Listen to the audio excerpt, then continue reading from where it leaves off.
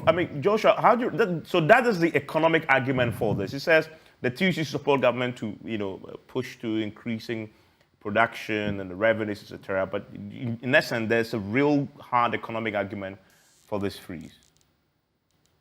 Yes, there are good arguments for the freeze. No, I cannot pretend that. Sorry, Prof. I want to put that to Joshua with the TUC. Okay. Joshua? Can you hear me, Vance? Yes, I can. Yes, thank you very much. And thanks, Professor, for his economic view about the whole thing. But I want to ask, is it the afterthought or that is his own thinking about the statement made in the how do you call it, the budget statement? Because the budget statement has stated categorically what it intends to do. But from the explanation Prof is giving, it's like an advice or something that government should consider.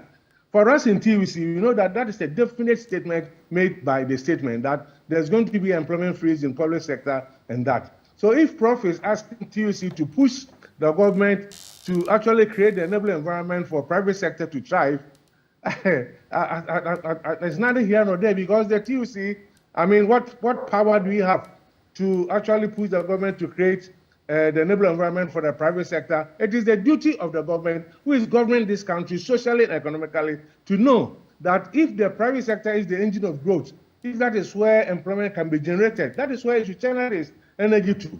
But I'm happy about the last statement by the Prof about if they want to cut costs. The cutting of costs doesn't come with a freeze. How much are you going to save when you freeze employment?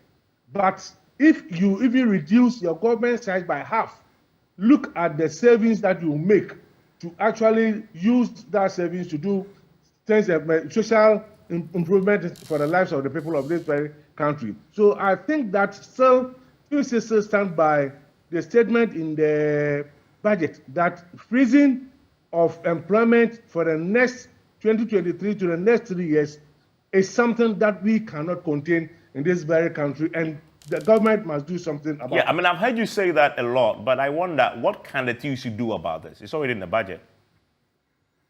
Yes, we are going to actually digest it seriously, and like you said, if it is going to be considered in a way that when people resign or retires or something, they are going to play. Government should come clean and let us know.